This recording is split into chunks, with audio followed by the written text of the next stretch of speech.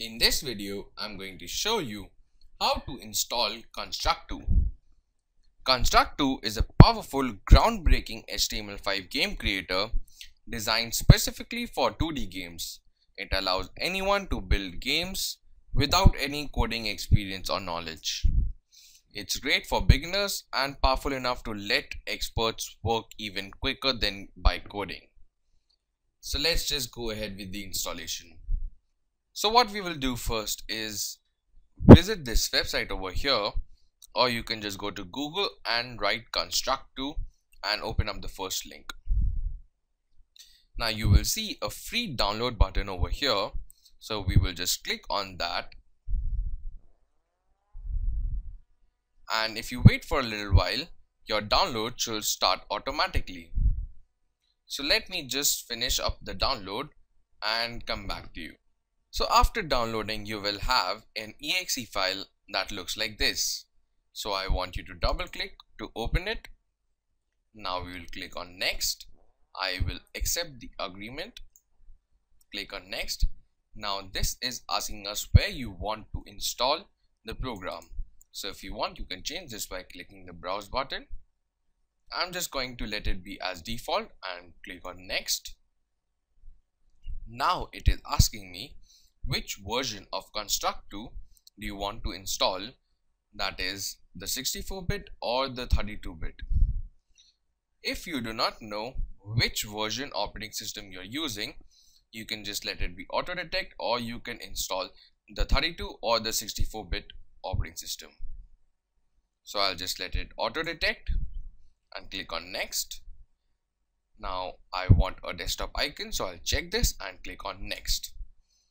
Now finally I will just click on the install button and let it do its work. So I'll just come back as soon as this is done.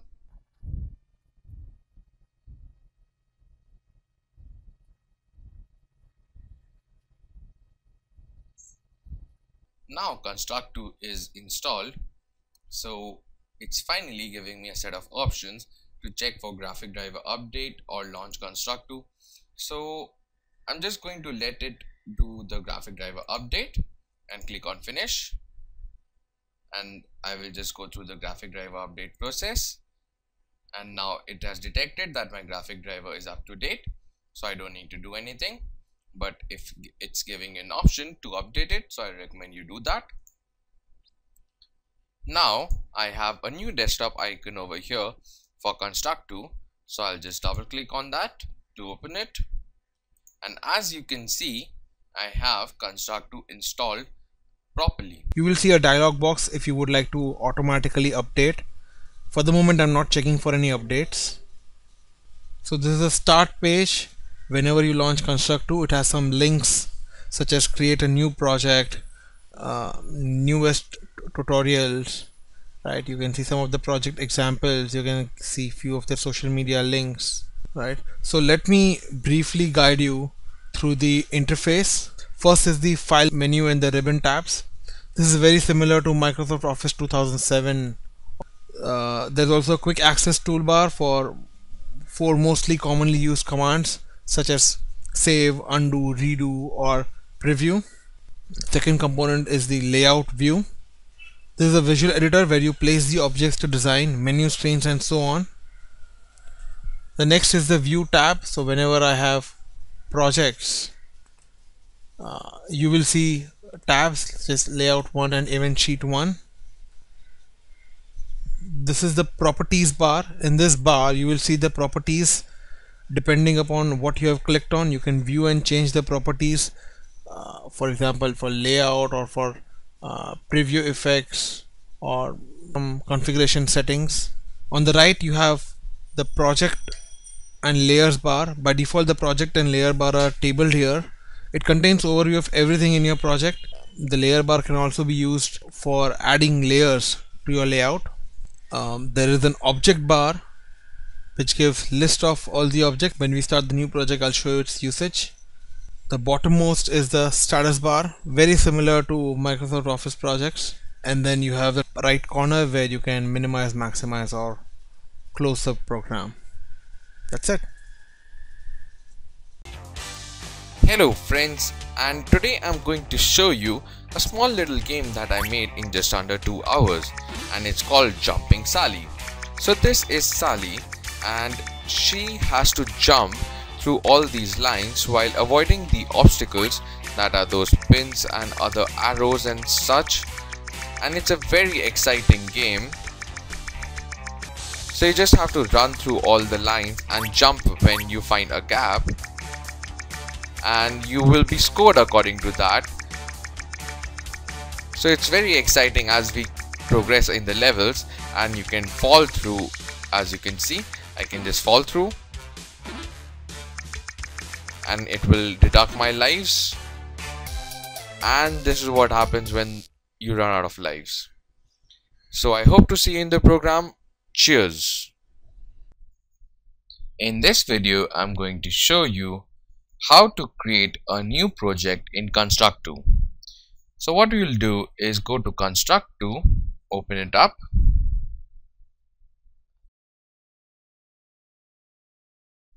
now what you can do is just over here you can click on create new project, or you can just go to file, new, and here you can select what kind of template you want. Now for this game over here we will just create a new empty project, and you can double click on that or just click and select open. So once the project is open, you will navigate towards the right corner of your screen on the top side, and you will see over here a top and a bottom arrow over here. So this is the button which is for pinning the ribbon. So you can select that, and you can see that this ribbon over here that has a lot of more options is going away and coming back. Now you have 4 tabs over here: home, view, event, and upgrade. Now we'll make sure that we'll go to the view tab and select the properties bar, the project bar, and the layer bar, as these 3 are very much essential for our project working. Lastly, we will go to the properties tab, and here in the name we'll change it to Jumping Sally. That is the name of our game. Now we'll scroll down and we'll find something here as window size. So the window size will be the pixels that will be viewable on our game. So we will change this to 800 by 600. Now let's explore the projects window. Now in the projects window you will find that you have a lot of directories, and your top directory is the name of your project. Now you have layouts, and layout directory is the file that contains all the graphics as we want it to appear in our game levels or main menu, etc. Now if I double click on layout 1, you will see that this layout 1 tab over here opens up. Now this might already be open in your case. So here you will see a big white rectangular screen, and this has a small dotted line over here. Now this line is represented by the window size. So the layout in the game can be larger than the window size, so we can make much larger maps or games, like in case of Super Mario or some other games. But in this case I will change the layout size for our game to 800 by 600. Now the layout size is the same as my window size. Now in the name of the layout 1 property, I'll change this to assets. Now we will use this layout just to store our graphics that we will not need at the beginning of the game, like enemies, obstacles, etc. Now Construct2 requires at least one instance of the object we want to use in our game. So an object is every item appearing in the project window. For instance, it is every copy that you make. Now think of cake as an object, and writing a recipe on how to make a cake, and a cake instance would be an actual cake you would be making using the following recipe. You can of course make many instances of an object. In this example, you can bake many cakes using the same recipe. Now over here on the projects window you can see something called event sheets, and it has an event sheet 1. So the event file is that we want our layout or the level to use. For this, assets layout is not necessary to associate with event sheet since we will not see it during our gameplay. A layout can use one or more event sheet and vice versa. A single event sheet can be used by more layouts. So we will talk more about events later in this course. In this video, I'm going to show you how to create a level and add our first sprite object. So I'll go to my projects bar on the right hand side, and here I will find the assets layout. So I'll just right click on this and click on the duplicate button, and I'll rename this to level 0. So this will be like a training level for us. I'll just double click on level 0, come to the layout editor and double click over here. Now I get an insert new object menu. Now for the most part we will be using an object called sprite. The sprite can contain animations, and each animation can contain animation frames. So an animation frame is like a single image. Now what we will do is locate the sprite object, and over here where we see name when inserted, we'll just rename this to platform. Now I'll just double click on the sprite object over here. Now you can see that the mouse cursor has changed to a plus symbol. So basically this tells where I can drop this object. Now I'll just click over here. So here is a new window called the image editor. Here you can paint, resize, insert images or image from disk, insert different animations if the sprite is a live character, but for now we only need a platform for our player to sit. So on the upper left corner you will find load an image from file. So I'll click on that. Now what we will do is navigate to our working files, and if you haven't downloaded it as of yet, I recommend you do that now. So I'll go into my assets folder. I will go into my game images and find something called platform.png. I'll double click to open that. Now I'll close the editor and I'll find that I have this platform over here. So I'll select the newly added platform sprite, and now we have access to the properties over here on the left hand side. So I'll click on the platform, that is the sprite object, and I have access to its properties over here on the left hand side. So for the position, I'll change it to 400, 600, and for the size I will change it to 900 by 5. So if I press the control key and drag the sprite object, I can make multiple copies of it. So what you will do is make 7 copies of the original sprite so that you have 8 in total.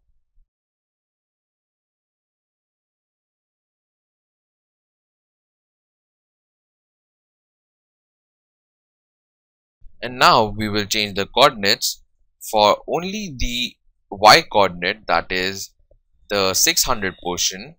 So what we will do is select our second sprite. Over here we will give the position as 400 and the second position will be 525. I'll just copy this, and for the next object I will change this to 450. For the next one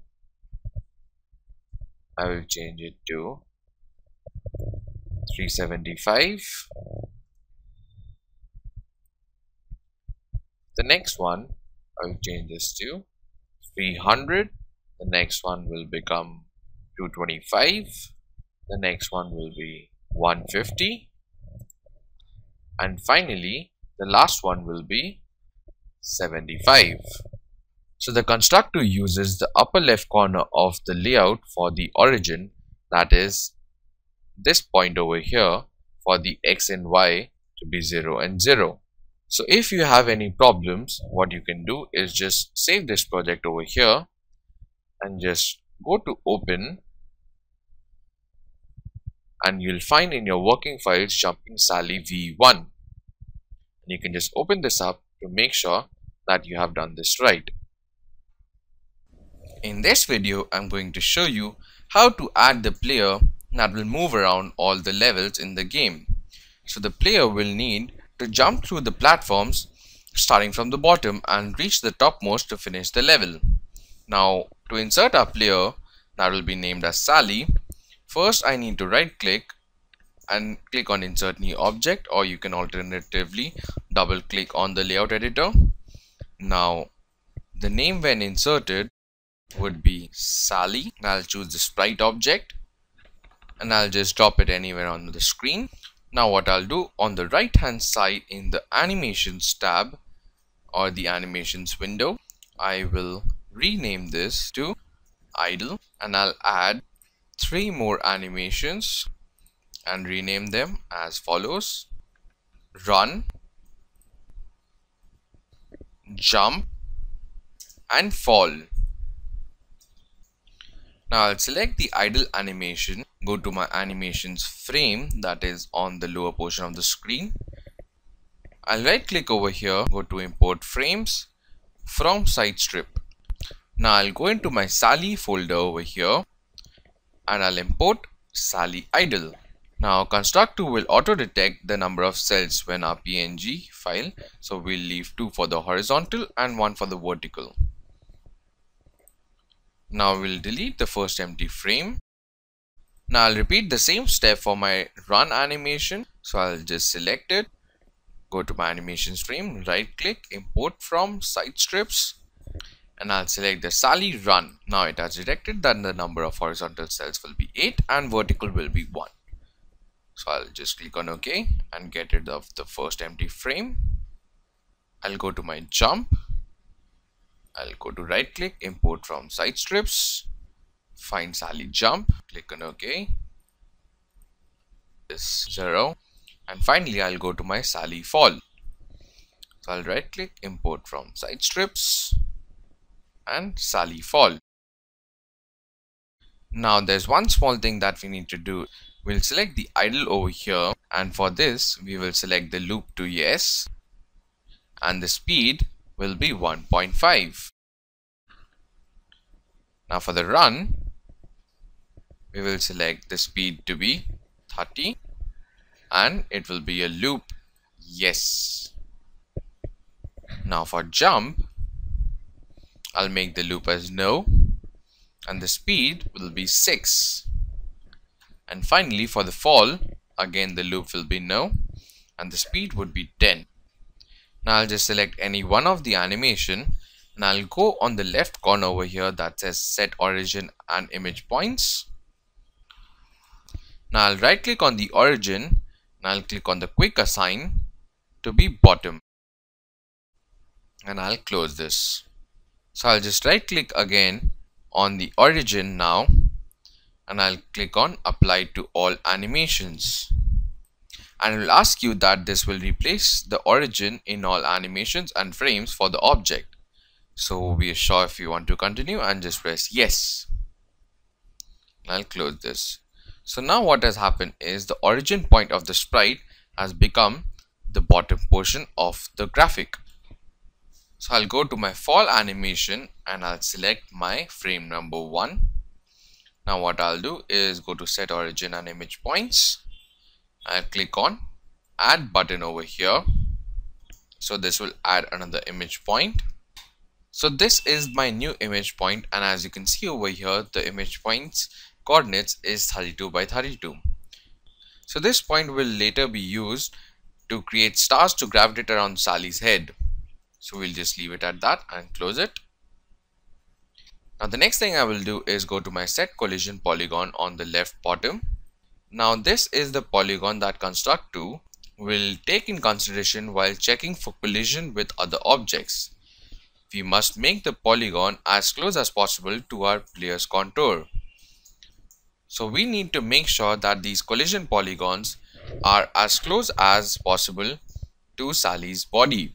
So what we will do is just realign it so that it is very much closer, and a rectangle should be perfect.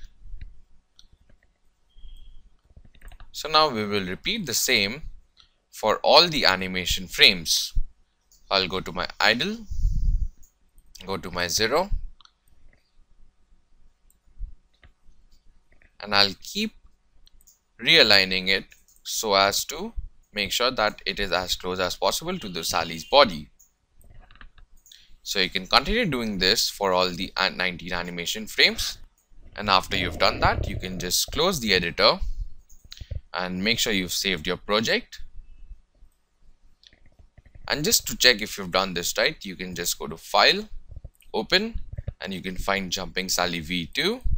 Open that up and you will see that this has been already done perfectly for you. In this video, I'm going to show you how to set the default platform behavior for our game. So on the layout editor, we'll select our player Sally over here, and we'll set the position to 400 by 595. Now what we can do is just test our game and run the layout by pressing F5, or alternatively you can just click on run layout. So now as you can see, my player is idle and we cannot do anything as of yet. Now we can also press F4 to run the game, but it will start the first layout found in the project explorer. So that will be assets, and we don't want that. So now what we will do is click on the project over here, the Jumping Sally, and on the properties window we will select over here in the project setting the first layout to be level 0 as default. Now this will ensure that the game starts from level 0 when we press F4. So if I press F4 right now, as you can see, it starts from the default level 0. So you notice that Sally is idle right now, and to make Sally do something, we have to define or insert a behavior. A behavior is a plugin that will only function for a specific object, and they allow us to incorporate many game mechanics and some elements, and they allow us to incorporate some of the common game mechanics elements into our game with just a few clicks. So what we will do is I'll select Sally over here, and I'll go on the left hand side to my properties, and I'll find something called behaviors, and I have an add or edit. So I'll just click on behaviors, and I'll click on the plus sign that says add new. Now we will look for a behavior called platform. So this is the behavior that you want. Now we'll click on the add button over here and close the window. So this will allow us to move our player just like in the Super Mario game. Now you can see a lot of values for different elements or different properties on the left hand side. So what we will do is change these properties over here.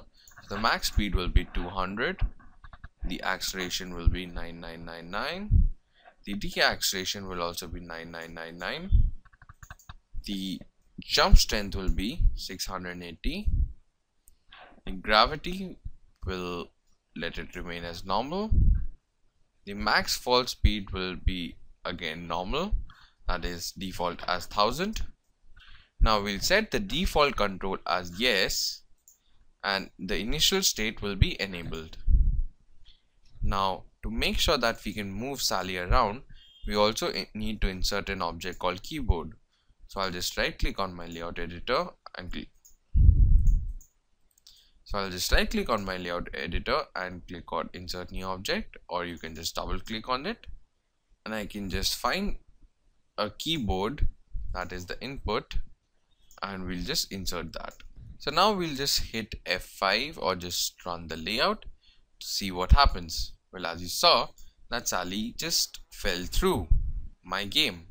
Well, why is that? Well, because we have defined a gravity and the platform is unable to interact since it needs a behavior called solid. So I'll click on the platform over here in the layout editor, and I'll go to my behaviors I'll click on add behavior, that is the plus symbol. Now I'll click on the solid behavior over here and I'll add another behavior called jump through. So these are the two behaviors that I need to add. Now let's test our game again. So now as you can see, Sally is on the platform. Now you can just save your file and make sure. Now you can just save your file, and to make sure that you've done this right, you can just open up your Project Explorer and you can find Jumping Sally 3 and just open that up to make sure that you have caught up on what you're doing. In this video, we will be creating a dummy sprite that will check later to see if Sally hits her head with the ceiling. In the final game, the sprite will be invisible, so it will only serve a purpose for checking certain conditions in the game. Now we'll take care of implementing this elements behavior later in the course. For now, we will just add it and pin it to Sally. Now I'll just right click over here, click on insert a new object, select a sprite, and the name when inserted would be head underscore dummy. Click on insert. So I'll just select anywhere over here. Now in the image editor, I will resize this from 250 to 16 by 16. I'll click on OK. Now in the left hand corner, you will see a bucket icon, and I'll fill the newly created square with a red color. So I'll select the color red, fill it. Now I'll close the image editor, and for the newly created sprite, I have to make sure that is perfectly aligned just above Sally. So what I'll do is define the position as 400 by 548. So we will use this square to check if Sally has a clear area above her head before she makes a jump. Now for this object, we will go into the properties bar on the left hand side and add a behavior. Now the behavior will be pin. I'll click on that and I'll close this. Now we need to put some events that will make Sally change the animation and interact with the environment. Now we will use the event sheet 1 for that. Now the first order of business is just renaming this from event sheet 1 to event sheet play. Now I'll just double click to open event sheet editor. So the event sheet is empty right now, and I'm going to show you how to add events over here in the coming videos. Now we need to add an event to make sure that we can pin the newly created object to Sally on the top of her head. So now we will need to add an event. So how to do that is you can just go to the event sheet and over here click on add event, and there's another way is I can right click over here in the event sheet and click on add an event. So I'll just do that. So an event is made up of two parts. One is the condition or conditions, and the second one is the actual event. So let's say in real life you want to turn the lights on inside your room when it is dark. So the condition can be when room is equal to dark, and the action would be turn on the light. So the condition are used to filter on which objects or actions it will run, and if your house has 4 rooms and all of them are dark, you only need to light the room which you are in right now. So if you have two conditions like room is equal to dark and you are in the room, so the first condition will check if any room is dark and it will pick all 4 of them, but the second condition will filter even further and pick only one room out of the 4 in which you're in. So then the action will only affect the selected object picked by the condition. Now on the event sheet, we will add the event. Now, a pop-up window will allow us to add events related to our objects or related to the entire project. So I'll just click on the system and find on start of layout. So this is a condition which is triggered as soon as the layout is initiated or when the game is begun. So here we can put some initial actions. So here I can put some initialization actions that will run the first time as we run our layout. So we want our dummy underscore head to be pinned to Sally. So I'll click on add action. Now I'll click on head underscore dummy to access the object's properties and behavior. So now I'll search for an action called pin to object. And then in the pin to, where it's written click to choose, I will select Sally as my object and I'll click on done.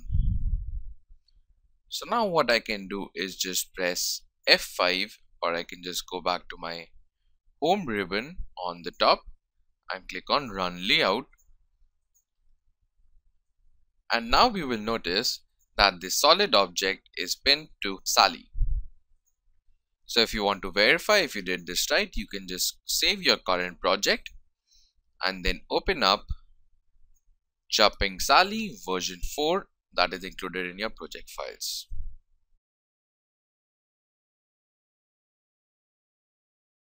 In this video, I'm going to show you how to add some basic events and animations. It is best to organize the events as soon as possible, so we use groups for that.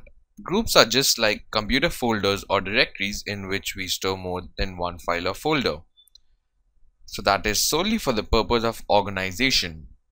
Now over here, you can use the same grouping activity for events. So I'll right click on my event sheet and I'll click on add a group. Now I'll name the group as player movements and I'll click on OK. Now this is a new group called player movement. Now I'll right click on this group, I'll go to add, I'll go to add sub event. So over here I will find my keyboard, the object, and I'll select key is down and I will select the key to be recognized as my right arrow. So over here I'll press the right arrow, it will recognize that I've pressed the right arrow. Click on OK and I'll click on done. So now this is my condition. When the keyboard right arrow is down, so I want the action select Sally then mirrored and set it to not mirrored. So now over here I have defined my condition that my right arrow is down. Now I'll add an action. So I'll select add action, I'll go to Sally and here I will find set mirrored. Over here in the appearance section, I'll double click on that and I'll change the state over here to not mirrored and I'll click on done. Now what I'll do is I'll repeat the same step for my left arrow key. So I'll right click over here, click on add sub event.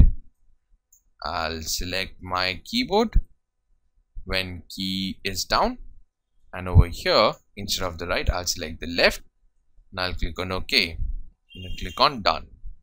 Now in the action I'll select Sally, I'll select set mirrored and over here I'll make sure that it is mirrored. So this will make sure that when my right arrow is down, so this Sally is pointing towards the right hand side, that is it's not mirrored, and when the key arrow left is down, then it will mirror my Sally and it will look like it's on the left hand side. So now we have set the sprite to face in the direction of movement. Now we have to change the animation depending on the state of Sally. So we'll do that in the next video. In this video, I'm going to show you how to change the animation depending on the state of Sally. So we have 4 animations: idle, run, jump and fall. So I'll create a sub event in the same group. So I'll click on add sub event. I'll choose my Sally. Now I'll select platform, that is the platform over here, and now I'll use something called compare speed.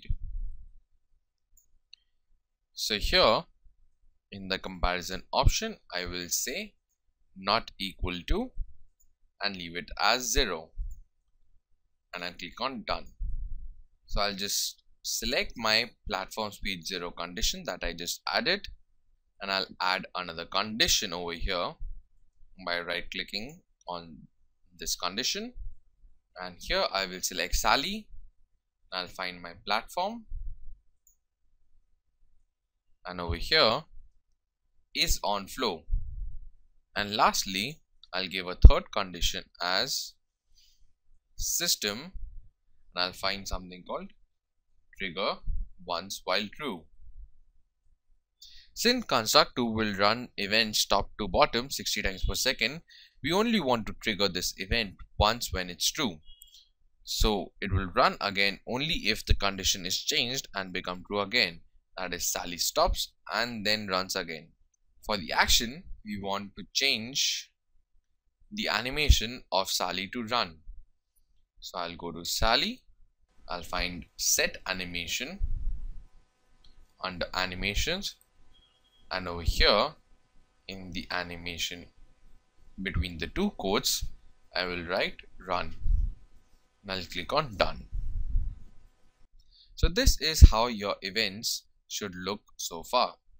Now we can just test our layout by clicking on the run layout, and when I press the arrow key, you can see that Sally has started moving and running in the direction that I want. But there's only one thing, that she is not stopping to run when I let the key go. So we'll fix that shortly in the coming tutorials. So before we enter into creating some more events, let me introduce you to variables. So first of all, a variable is a label storing a value. It can be a text, a number, or a true or false. Now construct2 has 3 different types of variables. That is the global variable that is visible for the entire project, the local variable that is visible only for certain sub events, and instance variable visible only for certain objects or instances.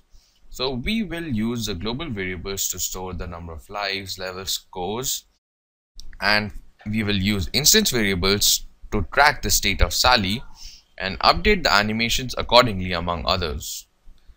So what I'll do is just click on Sally by going into the layout sheet over here, and in the left hand side in the properties bar you will see something called instance variables.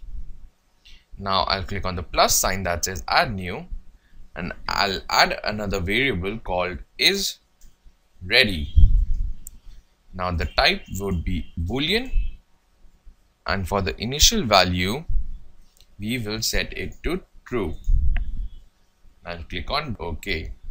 Now a boolean is basically a variable that can only contain a true or a false value. I'll add another variable, and over here the variable name is has left ground, and the type will be boolean, and we'll leave the initial value to false, and I'll click on OK. Now I can close this instance variable over here. I'll go back to my event sheet, and I will add a sub event inside the group player movement, add sub event, and here I will select my Sally, and inside my platforms I will find something called compare speed. We'll set the comparison to equal to, and speed would be 0. Click on done. Now in this sub event, that is this newly created sub event, event number 6, I will right click over here and go to add a sub event, and I will find my Sally. I will find instance variable, and here I will set the condition is Boolean instance variable set. Now I'll select the instance variable as is ready and I'll click on done. Now for the action, I will go to Sally and I will set the animation to, in quotation marks and exactly as you wrote it, idle, and I click on done. Now what I'll do is I'll add another sub event for the group player movement and I'll make two conditions. So the first condition is Sally and I'll find platform and I'll select is jumping.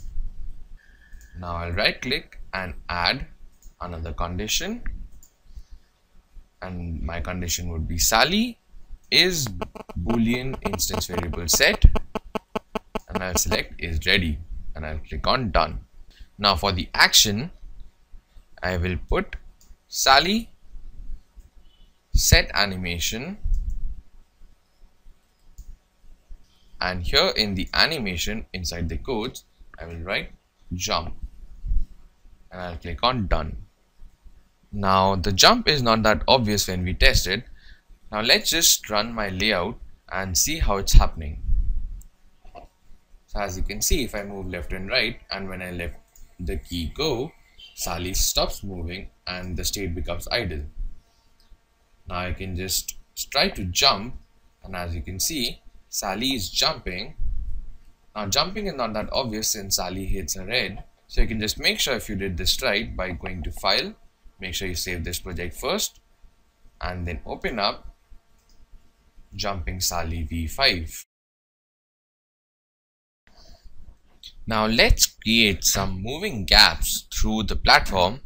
So they will create the illusion of a gap because we will be using the same color as the background. So what we'll do is go to the assets layout and I will right click over here and insert new object, add a sprite and the sprite name when inserted will be gap. Now I'll just drop it anywhere over here and I'll resize it to 64 by 50 and I'll click on OK. Now what I'll do is I'll fill the color with white and I'll close the editor. Now when I double click on the platform object from the project window over here on the right hand side and I click on the set origin and image points, I'll click on the plus sign over here. So this will add another image point and what I'll do is I'll rename it to left. Now for the left over here, for the x coordinate I will set it to 0 and for the y coordinate I will let it be 2.5. Now I will add another image point. I will rename this to right and here the coordinates would be 32 and y axis would be 2.5.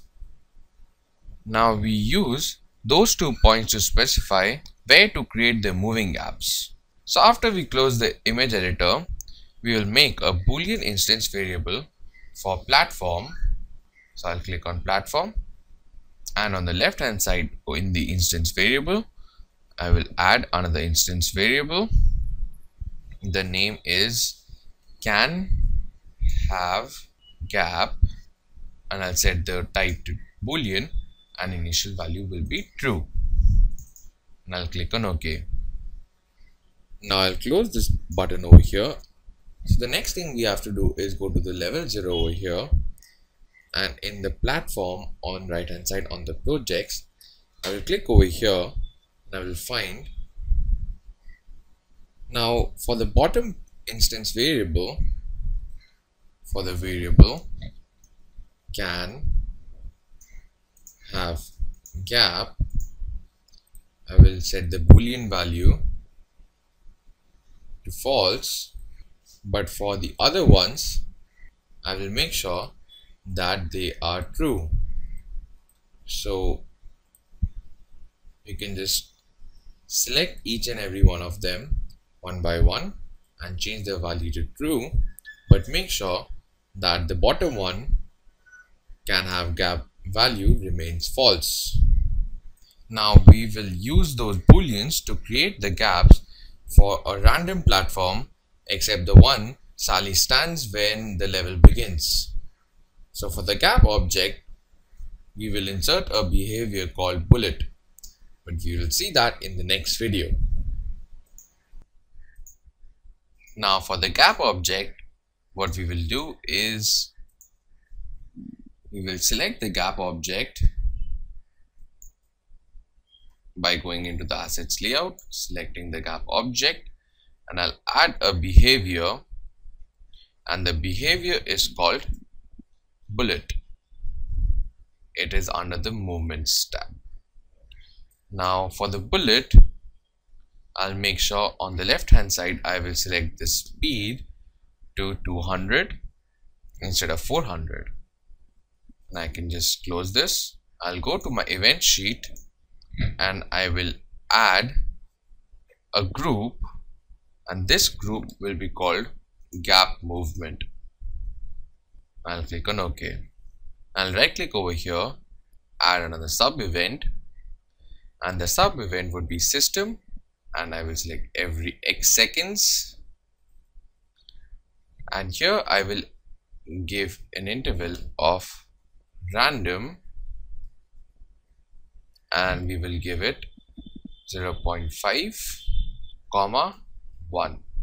So this will ensure that the rest of the condition will be checked only between 0.5 and 1 second. I'll click on done. Now over here I will add another condition, and the condition is platform is boolean variable instance set, and I'll select the only available can have gap.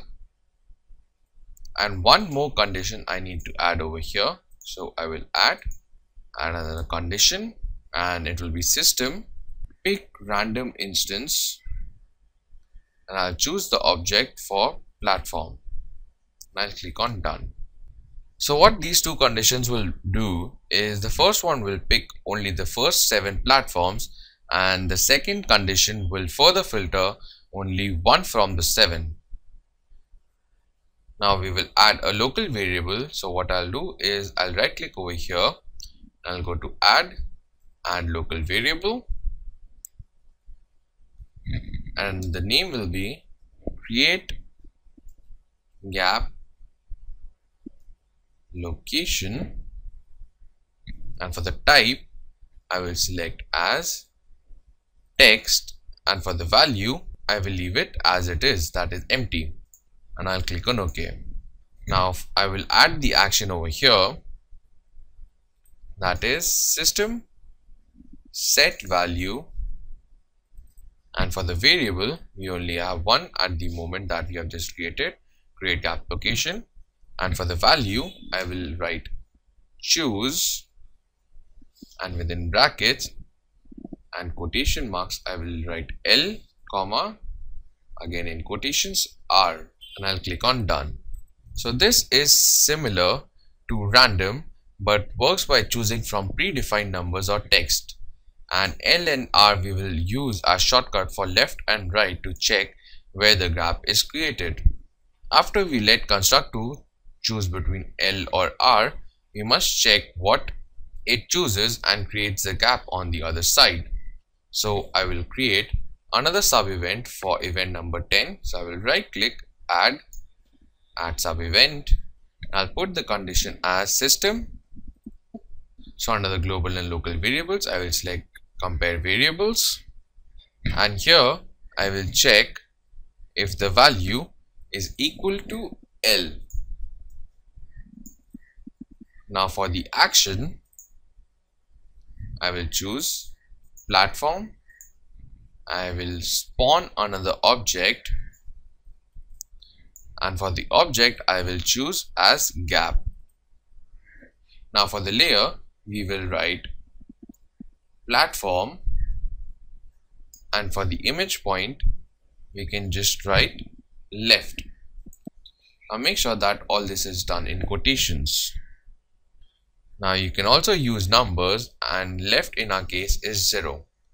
I'll just click on done. So if you just go to the layers tab on the right hand side of Construct2 window, you see that we don't have a layer called platform. You only have a layer called layer 0. So you need to create two layers so the gaps are created on their own layer, which we'll put underneath the actual layer where Sally is sitting. So I'll create a new layer by clicking on the plus sign over here, and that says add layer at top, and I will name the upper one as player and the bottom one as platform. So I'll go back to my projects tab, and here I will select my head underscore dummy, and I'll select my object head underscore dummy, and I'll make sure that the layer is selected as player, and I'll do the same thing for Sally. So I'll just select the object Sally and make sure that the layer is player. Now I'll go back to my event sheet and insert another action for event number 11, and here the action would be gap, and under the bullets over here I will find something called set angle of motion. Now let it be 0, and I'll click on done. So the next thing I will do is just add another sub event that is similar to the one that we created, that is 11. So on the 10, you'll right click and go to system, and I'll find compare variables, and for the comparison it will be equal to R. I'll click on done, and I will add the action platform, and I will spawn another object, and the object will be gap. My layer would be again as platform, and my image point will be right, or you can even put 180 instead of 0 if you want to select that. I'll click on done. Now in Construct2, the angle 0 reflects right, 90 reflects down, 180 reflects left, and 270 reflects up.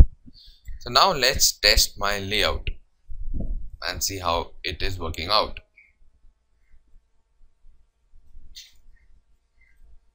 So now you can just have a test and see how more and more gaps are created. If you play the games for a long amount of time, you will see all those gaps that are created will become hundreds and thousands and will slow down your CPU. So we need to destroy them as soon as they get outside the viewable area. So on the gap movement group over here, I will right click and I will add a sub event, and for the condition I'll go to gap and I will compare X under the size and position, and for the comparison I will give it to less than, and I will put -100 in the X coordinate, and I'll click on done. Now I will make another condition over here, so I will add another condition, and here I will again select gap and I will again compare X, and the X is greater than 900 in the X coordinate, and I'll click on done. So I'll just right click on the left side of the event and I will find something called make or block. So this event will be executed if any of the two conditions are met. So this condition will be executed if either one of the two conditions are met, and for the action I will put as gap and I will select destroy. So just to make sure that you've done everything right, you can just save your project and open up Jumping Sally v6, and you can just test your layout and see how it's working out. So as you can see, I have my gaps over here, but I cannot jump through them. So this all will be covered as we move on. Now let's make sure that Sally goes through those moving gaps when jumping. So we'll go into the player movement group over here, and I will add a sub event, and the condition would be Sally, and under platform I will find is jumping, and over here I will define another condition,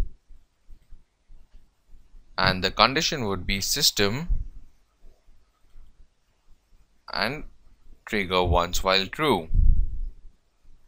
Now I will make another sub event for this event, and that would be the condition head underscore dummy is overlapping another object.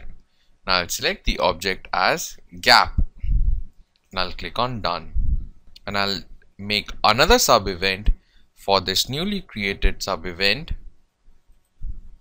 and the condition would be gap is overlapping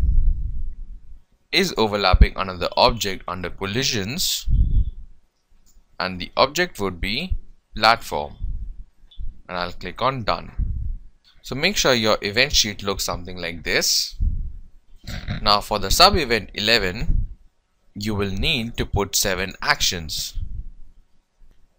So now we need to insert here 7 actions, and what you can do is add action, and here Sally set boolean over here, and we will change is ready value to false. Now over here again we will define another action and the platform, and under the solid the set enabled will become disabled. Now I will add another action, system wait, and it will wait for 0.25 seconds. I'll click on done. Now I can just copy this or just press the control key and drag this down, and I can just edit this and change the state to enabled, and then click on done. Again I will copy this, set is ready to false, or you can just press the control key and pull it down, and I'll edit this, is ready will become true. And finally I will add an action, Sally, and I'll set the boolean value of has left ground to true, and I'll click on done. So here I have the 7 actions that have to be triggered when all these conditions are met. And we also need to make sure that after we have set the solid as enabled, we have to wait for another 0.25 seconds. So you can just copy this or drag this down while pressing the control key. So here you have the 7 actions that will be triggered when all these conditions are met. So these actions will disable the solid. So these actions will disable the solid state of the platform, so Sally can jump, and then after she landed, it makes the platform solid again, so she can stay on it. Now I'll go to my event number 10. I will right click over here, click on add, and I will add else. Now in the newly created event number 12, I'll copy the condition from event. Now in the newly created event 12, I will copy the condition from event number 10. So I'll just press Ctrl C. I'll come back to my event number 12 and press Ctrl V. So this has added another condition. Now what I will do is right click over here and click on the invert button. Now on event number 12, we need to put another set of actions that will make Sally realize that she did not make it through the gap, but instead she hit her head from the platform above. Silly Sally. So after she hits her head, we will disable her actions for 1.5 seconds so she can recover. So I'll show you all the actions that we will put in the next video. Now in this video, I'm going to show you all the actions that we have to define for when Sally hits her head and there is not a gap over her. That is, she hits her head on the platform. So what we will do first is set the solid to enabled. So I can just copy this and paste this over here. Now we have to add an action where Sally, and we have to set ignoring. So we will set the ignoring input under the platform tab over here, and we will start the ignoring. I'll click on done. Now I'll make sure that Sally is ready is set to false. So I can just copy this from over here and paste it over here. Now we want to wait for a second. I'll copy this and paste it over here. I'll edit this value to 0.1 second and I'll click on done. Now what I'll do is I will add an action for Sally and I'll set the animation to falling, and I will set the animation to fall, and I will click on done. Now next thing I will do is wait for 1.5 seconds. So I'll press the control key and drag this down and edit this to 1.5 seconds. I'll click on done. Now next thing is I want to make Sally is ready to true. So I'll drag this down while pressing the control key, edit it to true. And the last thing I want to do is to make sure that we stop ignoring the platform user input. So I'll just drag this down again while pressing the control key, edit it to stop ignoring and click on done.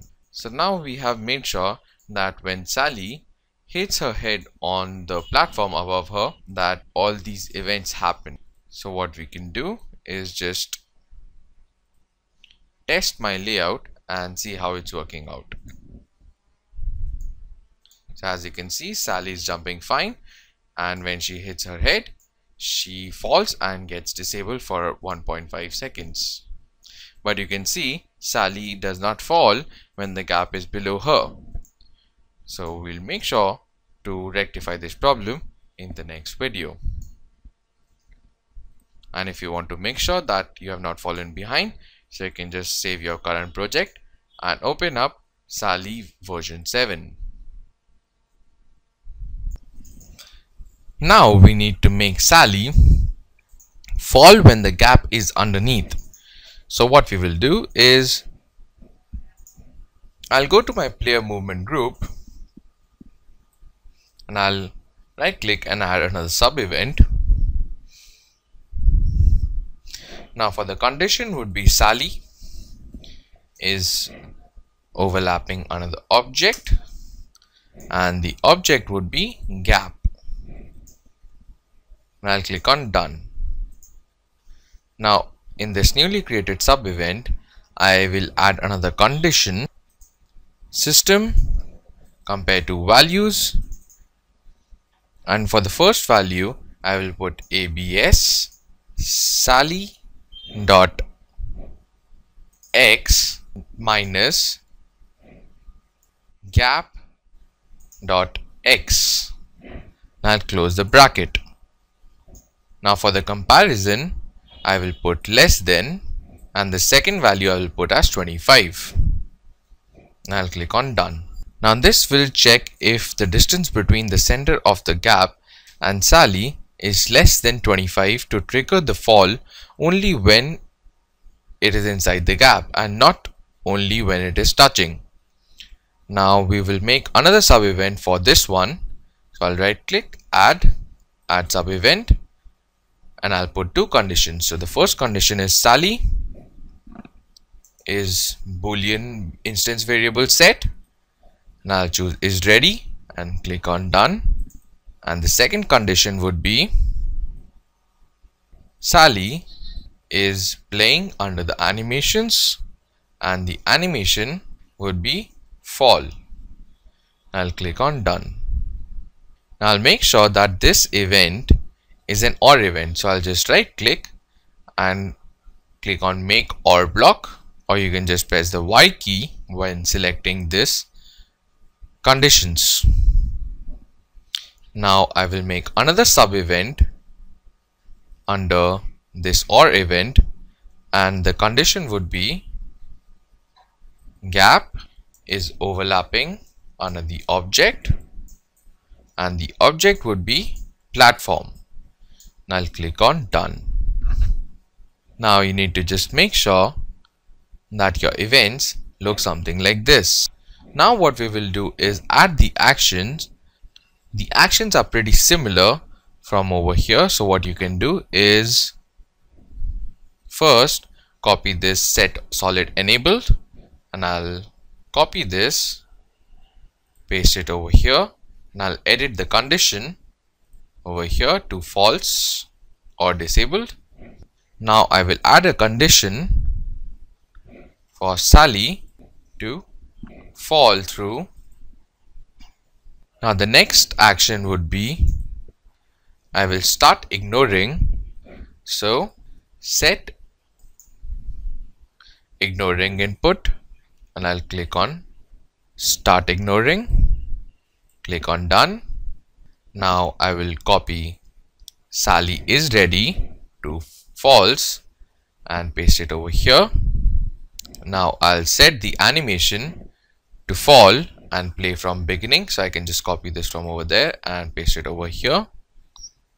And I'll wait for 1.5 seconds. Also I'll copy is ready to true, and I will stop ignoring. I can just copy these three events from over here and paste it down below over here. Now what I can do is just save my current project and open up Jumping Sally V8 to make sure that we've done this right, and I can just run my layout and see how it's working out. So now when I jump up, and I see that when there is gap below Sally, she falls down. In this video, I'm going to show you how to set the behavior for the level boundaries. So we want that when Sally goes on the edge of the screen, that she should appear on the other side. So what I'll do is go to my event sheet, and under the player movement, I will right click and add a sub event. Now for the condition, I will put Sally, and I will write compare, and I will find compare X under size and positions. Now for the comparison, I will write less than and leave 0 for the X coordinate and click on done. Now for the action, what I will do is select Sally over here, and I will find over here set X under size and positions, and for the X coordinate the value would be 800. I'll click on done. Now what I'll do is make an else condition over here. So I will write add else condition. Now we have this else condition over here. So what we will do is right click and add another condition, and here the condition would be Sally, and I will find compare X, and here the comparison is greater than the X coordinate would be 800, and I'll click on done, and I'll copy this action, paste it over here and edit it to 0. I'll click on done. So what will happen is when Sally's X coordinate is less than 0, then she will go to 800, and when it is greater than 800 she will go to 0. So let's just run my layout and see if it's working out. So when I run, I can see that Sally is coming out from the other direction when she goes off the screen. In this video, I'm going to show you what happens when Sally hits her head on the platform. So first order of business is to make sure that the red square above Sally is set to invisible. So what I'll do is go back to my level 0. I'll find head underscore dummy. I'll select that, and in the properties window on the left hand side, in the below section, I will find initial visibility. So I'll make sure that it is set to invisible. Now when she hits her head or she's falling, let's put some stars around her head. To my assets layout, and I'll right click and insert a new object, and I'll select the sprite and make sure the name is changed to stars. I'll click on insert. So I'll drop it anywhere on the screen. Now under the animation frames, I will right click and import from site strip, and here I will find my stars.png under the project folder, and it will detect 3 horizontal and 1 vertical. We let it be, and I'll delete the first empty frame. I'll make sure to click the default animation over here, and the speed will be set to 15. The loop will be set to yes, and now I'll close this, and under the properties in the behavior, I will add the behavior called pin, and I'll close this. So I'll go back to my event sheet, and I'll make another sub event for the player movement, and I'll put 3 conditions. So the first condition is Sally is playing, and the animation is fall, and I'll click on done. I'll add another condition, and this time the condition would be Sally compare frame, and I'll choose equal to 1. I'll click on done, and finally another condition that says system trigger once while true. Now for the action, I will add an action called Sally spawn another object, and for the object to be spawned, I will select stars player, and I'll put 1 for image point. Now I will add another action stars pin to object, and I'll select Sally, and I'll click on done. Now if we leave it like this, once created, the stars will rotate and never stop. So for stars, insert a behavior called fade. So if we leave it like this, the stars will just keep on rotating above Sally's head and never stop. So what we will do is go back to my assets, and I'll make sure to select the stars over here. I'll add another behavior, and the behavior is called fade.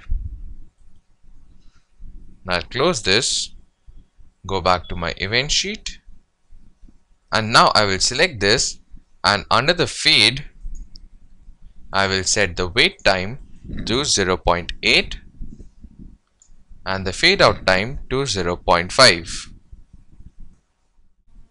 Now let's test this layout and see how it's working out. So I'll make sure Sally can jump, and when I hit her head, so you can just test and see how this layout is working out. Now it's time for some bad guys. So we need to create some enemies. So I'll go to my assets layout over here, and I'll right click and insert new object, and I'll select sprite, and I'll change the name when inserted to hazard. I'll click on insert. I'll drop it anywhere over here.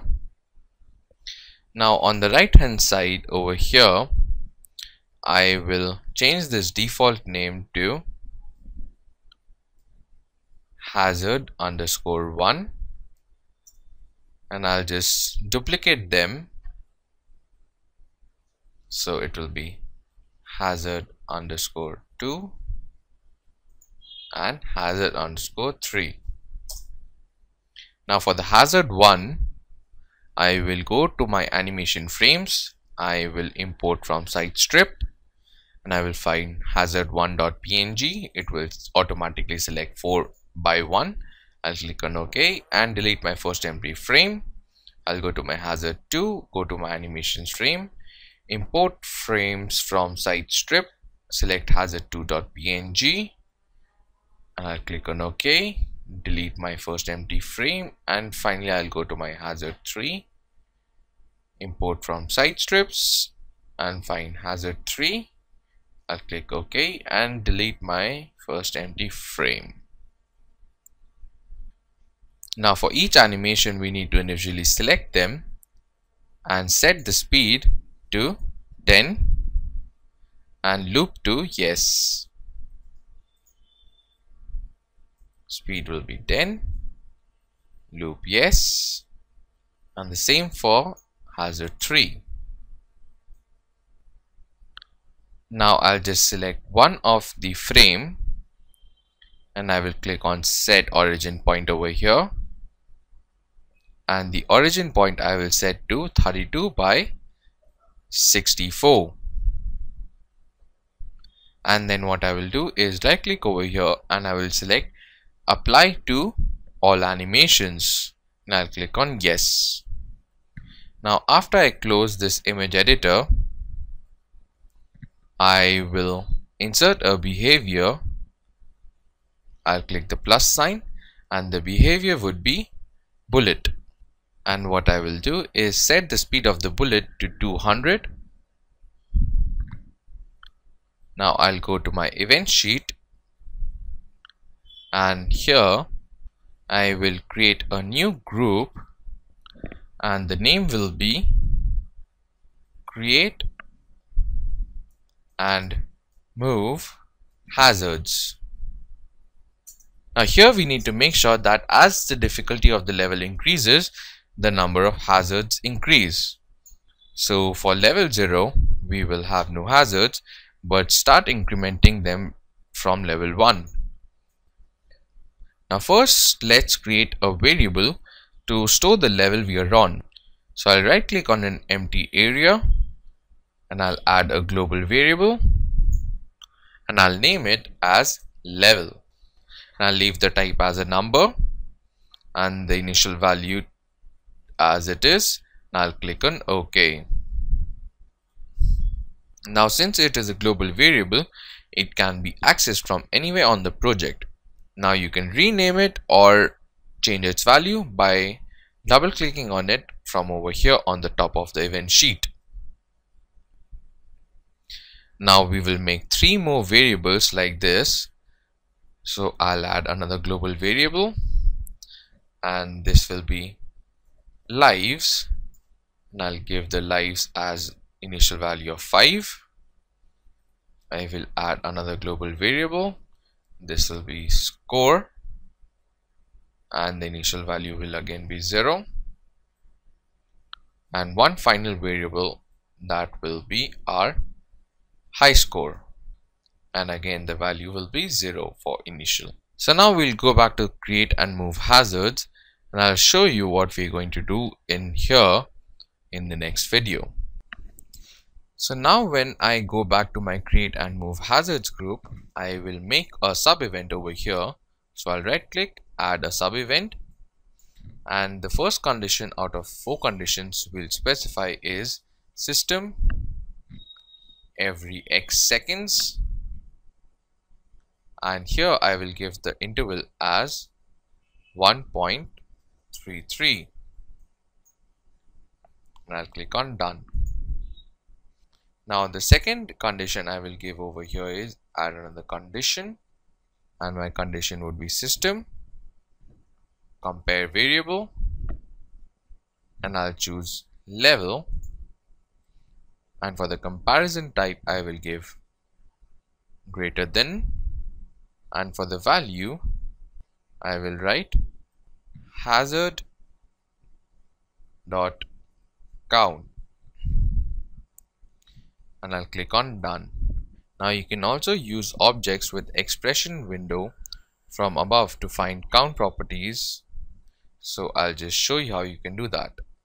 So when you double click over here, you have this objects with expression, and if you go under hazards, you can find the property called count over here that will tell you what it is about. And we have inserted the dot while scrolling windows containing all the properties that will appear when we specify this over here. Now the next condition I will give is add another condition, and the condition is platform is boolean instance variable set. Now choose can have gap and I'll click on done. And my final condition would be system pick random instance, and here the object would be platform, and I'll click on done.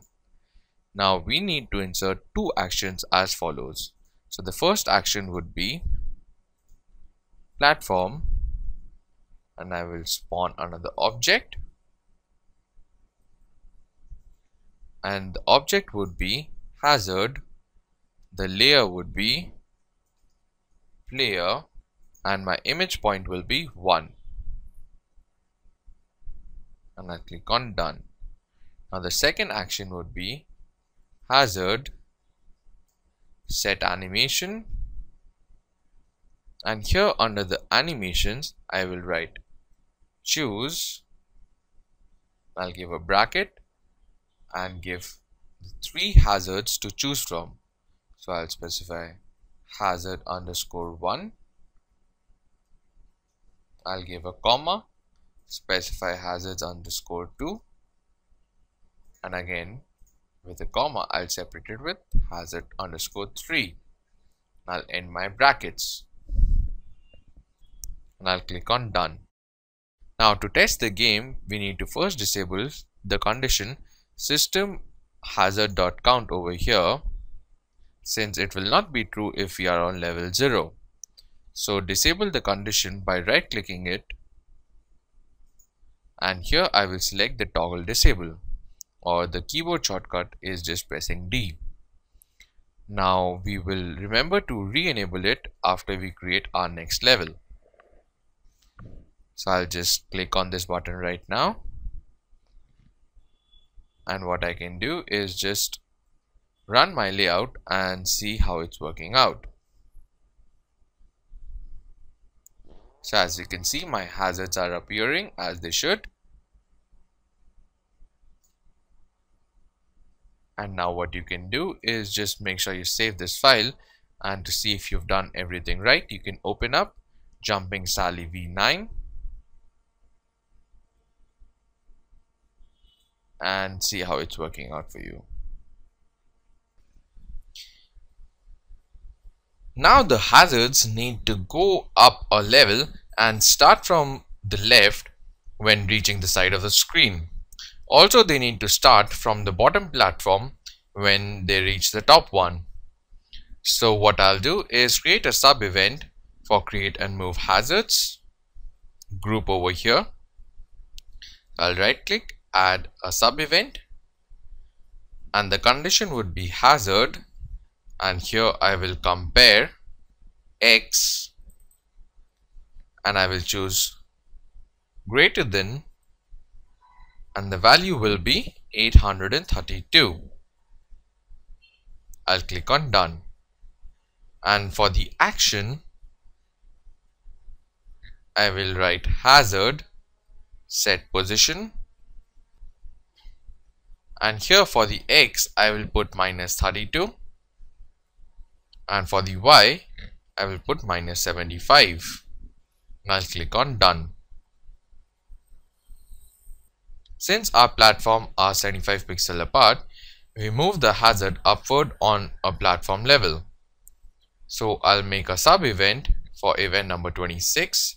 So I'll right click, add a sub event, and I'll put the condition as hazard, and I will compare y, and here I will choose equal to 0 and click on done. Now for the action, I will set hazard set y, and here for the set y I will write 525, which is the vertical coordinate for our second lowest platform, and I'll click on done. So if we test the game right now, we will see that Sally is not affected by the hazard, but let's insert an event for that. Now let's just run my layout and see how it's working out. So when I go up,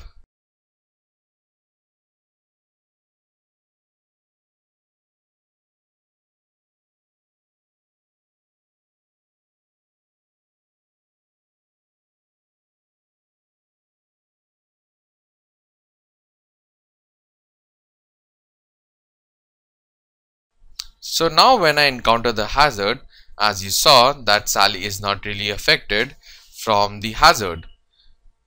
So we will fix that right now. So I will make another sub event for the create and move hazards, and here I will give the condition as Sally is overlapping another object, and the object I'll choose is hazard, and click on done. And I'll give another condition, and the condition would be system trigger once while true. Now for the action, first we will start ignoring the platform user input. So I can just copy this and paste it down over here. Now I will set the animation to fall. So I can just copy this and paste this over here. Now I'll set is ready to false. I can copy this and paste over here. Now I'll wait for 1.5 seconds. I'll set is ready to true, and I will stop ignoring the platform user input. So now we can just run our layout and test if it's working out. So now when I move up, oops, I fell through. So now when I encounter the obstacle, as you saw that Sally fell through. Right now we have too many hazards on my first level, and we want them to start showing on level 1. So what I will do is on event number 25, I will re-enable the condition, that is toggle disabled, and it's done. So now when I start running my layout, you see that I don't see as many hazards on level 0. Now to make sure that you've done this right, you can just save your current project and open up Jumping Sally v10. In this video, I'm going to show you how to show the live score and high score using an HUD. So let's insert some HUD elements for live score and high score. So on the layout editor, I will double click on an empty space, and I will choose a tiled background over here for my object, and I will drop it, and on the image editor I will click on the folder like button that says load an image from file, and I will select my heart.png. Now I'll close the editor, and on the properties window for this object I will set the position to 16,0 and my size would be 80,16. So now I will insert another object of the type text. So I'll right click, insert new object, and the type will be text. I'll drop it over here. So over here I will find my text, rename it to high score. Now I'll click on the high score object and I will create a duplicate for this and I will paste it over here, and this high score 2 I will rename to score. So for the score object I will set the position to 680 by 0, and for the high score I will set the position to 512 by 0. Now I'll select both of them by pressing the Ctrl key and selecting both of them, and I will set the size to 120 by 30. Now we can leave the text property as it is, since we will use the events to upgrade the score. So when Sally has made a successful jump, we will increase the score by 5. So first we need to add 5 to the score variable, then we update the score text object. So we will go to our event sheet, and under event number 11 we will create another action, and this time we will set system add to and then choose the variable score, and we'll set the value 5 and click on done. Now what I'll do is create a new group. So I'll add a group, and the group I will call GUI, and here I will make a sub event, and the condition would be system every x seconds, and I'll enter the interval as 0.1. Now for the action I will select my score text and I will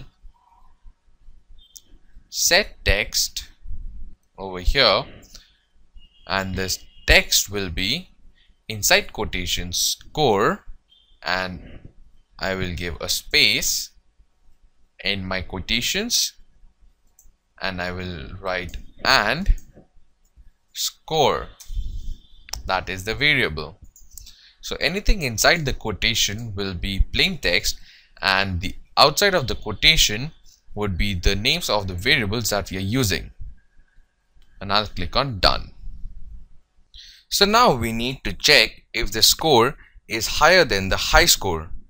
Then we will update the high score value, displaying it, and also save it to the disk. To store some information to the disk, we will use a plugin called web storage. Now on the layout editor, so I'll just double click on an empty space and I will find something called web storage. I'll double click on that. Now I'll go to my event sheet and I will make a sub event for event number 30, that is for every x seconds. So I'll right click, add sub event, and for the condition I will select system and I will find compare variable, and here I will select my variable score, and the comparison will be greater than, and finally for the value I will type high score and I'll click on done. Now for the action I will set the following conditions. First of all, system set value. Now here I will select my high score and the value will become score, and I'll click on done. Another action I will write over here is high score. I will set the text and the text will be in quotations high score colon and a space, and outside quotations ampersand score, and I'll click on done.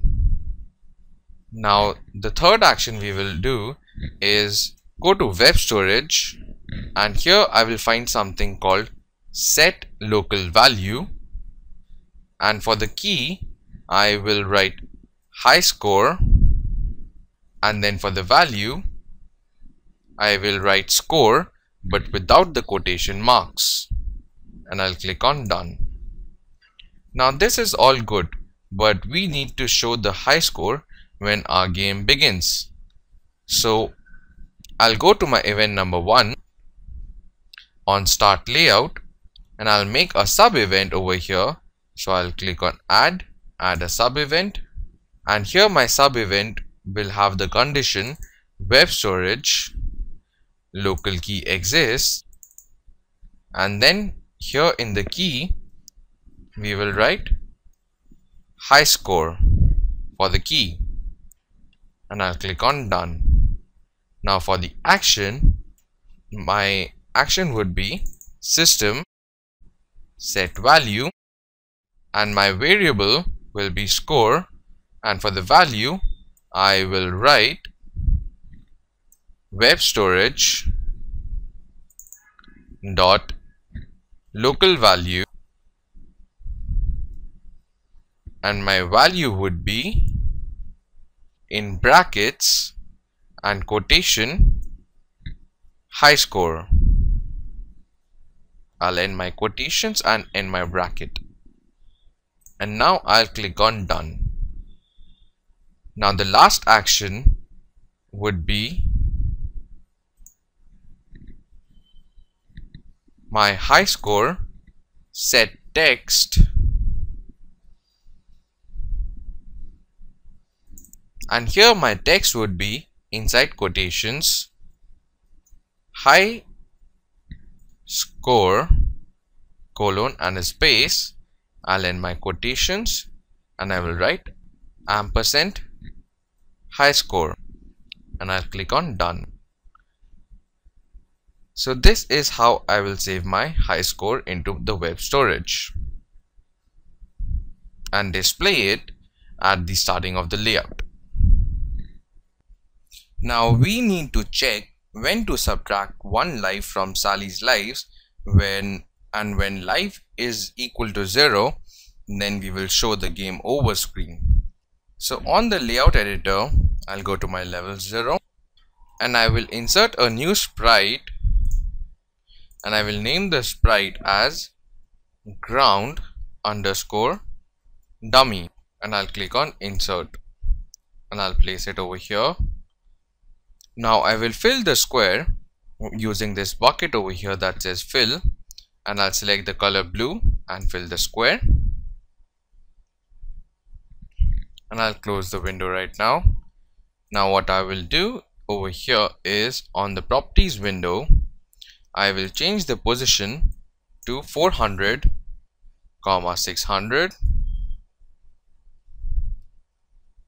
and for the size I will make it to 800 by 32. And the last thing I will do is I will go down over here, and for the initial visibility I will make it as invisible. Now I will make another sprite, and this sprite I will name as top underscore dummy. Now click on insert. Now I will fill it with the color green, and for the position I will set it to 400, 55, and the size would be again 800 by 32.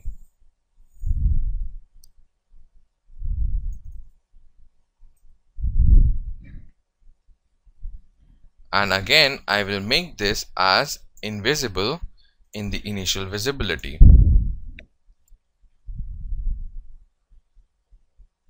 Now I'll go to my event sheet, and under the player movement group I will add a sub event, and the condition would be Sally, and under the animations I will find on finished, and here I will write the animation as fall, and I'll click on done.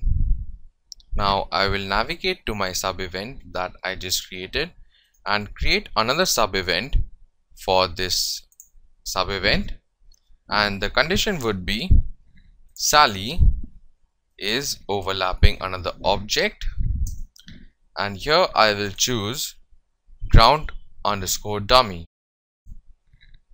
and I will click on done. Now for the action I will insert Sally, and here I will find set boolean, and I will choose has left ground, and I'll click on done, and make sure you've selected the value to be true. Now the next action I will specify is system subtract from, and here the variable will be lives and the value will be 1. Now when the lives variable is 0, the game needs to go to a game over screen. So I will just go to my layouts folder over here, right click and click on add layout, and we will click on the add event sheet over here, the first option, and I will rename this to game over, and here in the layout size I will set it to 800 by 600, and for the event sheet, that is event sheet 1 that is just created, I will rename it to event sheet game over. Now from where we left off, I will go back to my event sheet play, and now for the event 21 I will right click and add another sub event, and for the condition I will say system compare variable, and here my variable will be lives equal to 0, and I'll click on done. Now for the action I will say system wait, and I'll wait for a second, and then I will choose system, and I'll select go to layout under the general category, and here my layout will be game over. I'll click on done. So now for the game over, the event should look something like this. Now to finish with the HUD, I will go to my GUI group over here, and at the event 34 I will make another action over here, and my action will be tile background set width, and here in the width I will write 16 into lives, that is my variable, and I'll click on done. So what you can do is you can just test your layout right now, and you can save your current project and open up Jumping Sally V11 to check if everything's gone fine. In this video I'm going to show you how to set up our game over screen. So I'll just go over to my game over layout, and I'll just make sure that the layout and margins are set as I showed in the previous video. So I'll just go over to my game over layout,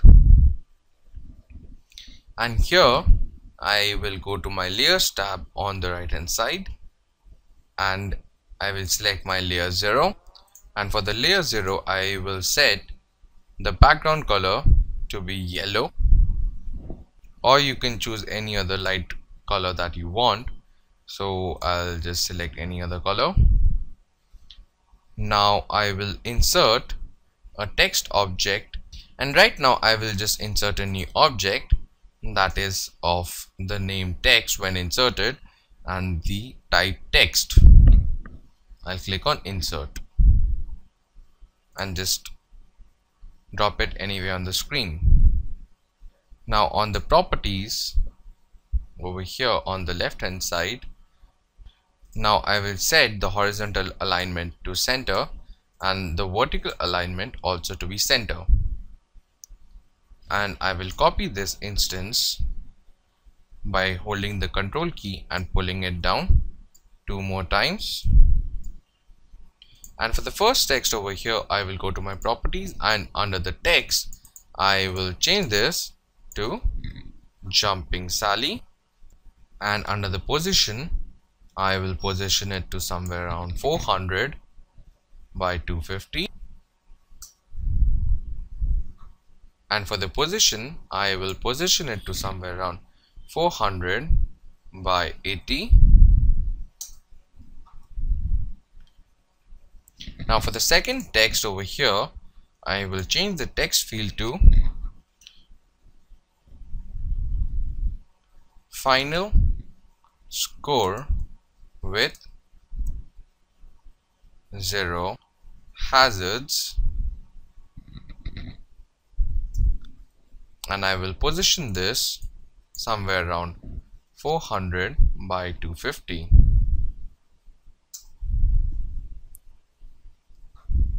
And I'll also resize this to 200 by 60. And for the third one, I will change the text to Press Enter to replay, and I'll position this somewhere around 400 by 470 and change the color over here to a red color. Now what I'll do is, in the behaviors I will add a behavior called sign for this text object. Now what I'll do is select the first 2 text instances. On the active at start I will say as no, and the bottom one should have active on start to be yes, and the movement I will set to opacity, wave will be sine, and period will be 0.3. Now I'll just press F5 to see how this is looking out. So as you can see, there's a flashing like image that you can notice.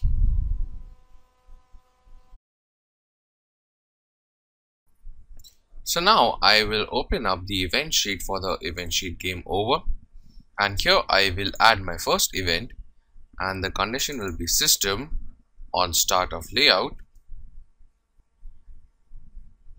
and I will give a second condition over here, that is text compare text under text,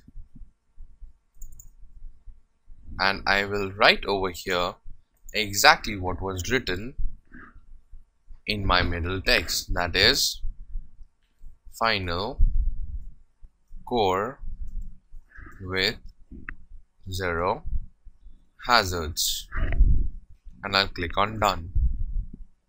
Now for the action I will put text, and I will set the text over here, and my set text will be final score, and I'll come out of the quotations and write ampersand core ampersand new line ampersand, and within quotations with, I'll give a space and end of the quotations, ampersand level ampersand in quotations hazards.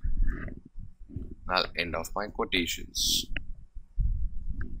and I'll click on done. Now I'll make another event, and my condition would be keyboard on key pressed, and on the click to choose I will choose over here or choose a key that can't be detected above, and select the return and click on OK, and I'll click on done. Now I'll put 4 actions for this.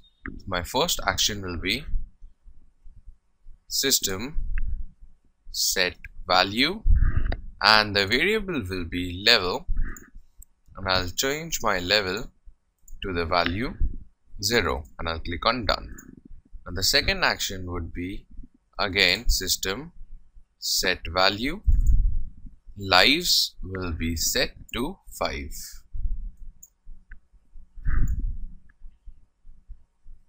Now my third action would be system set value, I'll change the score to 0, and finally I will write system, go to layout, and here I will select my level 0, and I'll click on done. Now I'll go back to my projects window, I'll right click on level 0 and duplicate it a couple of times. So as you can see, I already have level 1, 2 and 3, so you can just rename them as you want. Do it just to show how to go to the next level. Now to make our game go to the next level, Sally has to reach the top of the platform, and the simplest way is to check if she's touching the green top underscore dummy. So I'll go to my event sheet play, and I will add a sub event for the event number 12 over here. So I'll right click, add sub event, and for the condition I will put Sally is overlapping another object, and here I will select top underscore dummy, and I'll click on done. Now for the action I will put system add to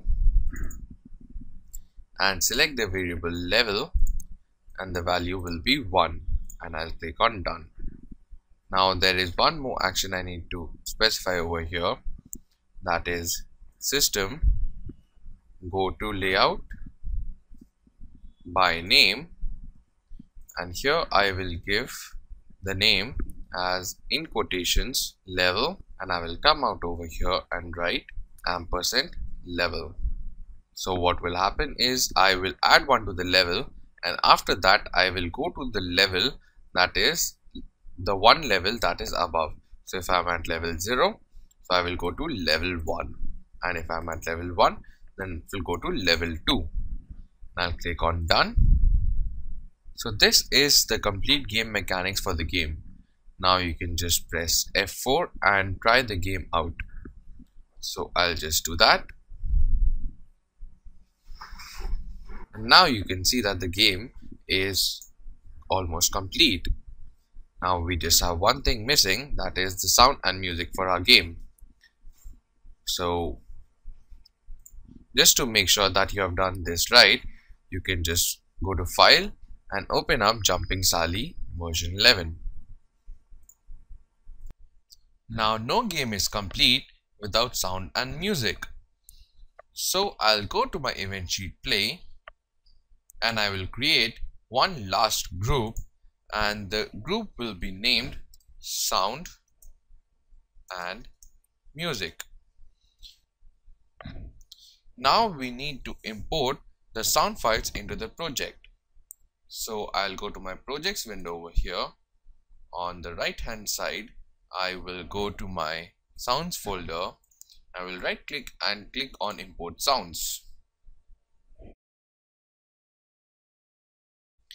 Now I will navigate to my project files and find the game audio folder, and here I will import my game over, my hit, jump, start level and step, and I will click on open.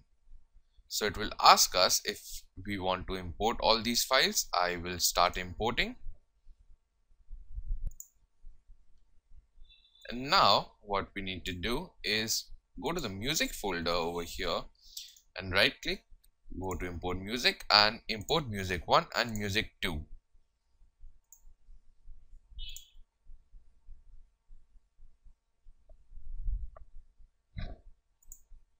Now I'll go back to my event sheet play and I'll make a sub event for sound and music. So I'll go to add sub event, and here I will put the condition system on start of layout,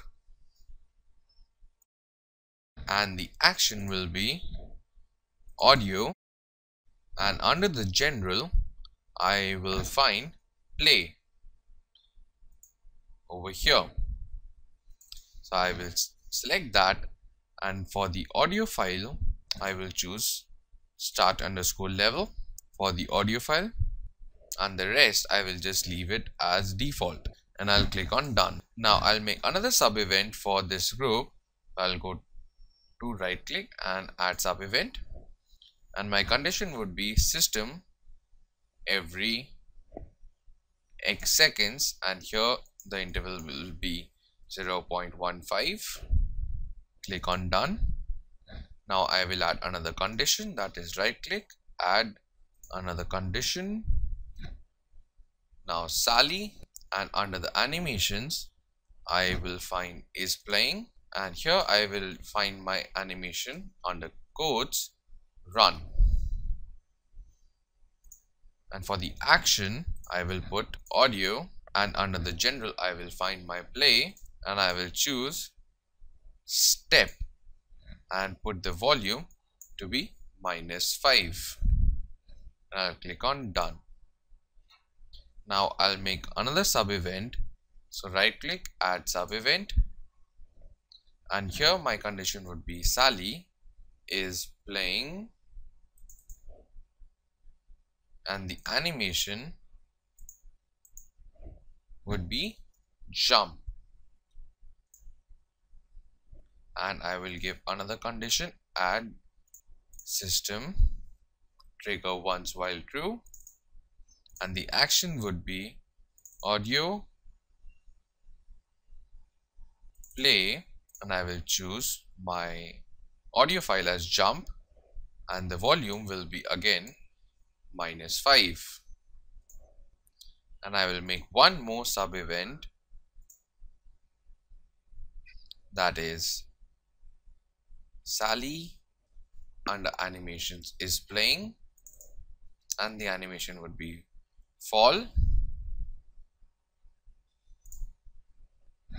and again I will copy this and paste this over here, trigger once while true, and for the action I will find audio play, and the audio file will be hit, and the volume I will give as -10. Click on done. Now we also need to configure our background music, so we'll do that in the next video. Now lastly, we need to put an event to play background music and choose at random from the two files that we have. So for the condition pit, so I will add a sub event under my sound and music, and for the conditions I will say as system every x seconds, and here in the interval I will write 0.5, and my second condition would be audio is tag playing, and here under the tag I will write music and click on done. Now I will just right click and invert this condition, and for the action we will go to audio and we'll select the play by name under the general. Now we'll choose the folder as music, and for the audio file name I will write choose, and I will in quotations put music 1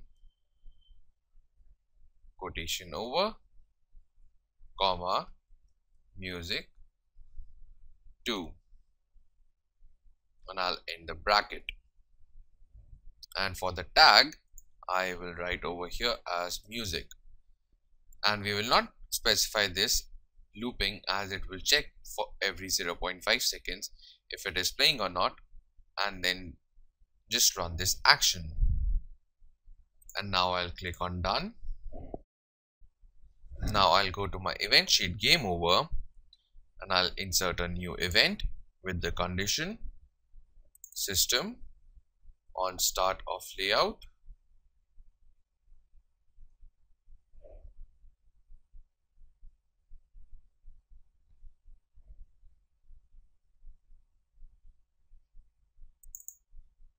and for the action I will go under the audio and I will choose stop all, and I will add another action and go to audio, and under the general I will play the game over, and I'll click on done. So now my game is completed. Now, so you can now delete the wave files from the project window if you have them, because they will consume extra unnecessary space. And now we will just save our project, and just to make sure if you've done everything right, you can open up Jumping Sally version 12 and just run your game and see how it is working out. So I'll just run my game right now, and as you can hear and see the background music, so as you can hear the background music, and we have sounds. So let's see what happens when we get rid of all our lives. So I'll just purposefully drop Sally over, and let's see what happens.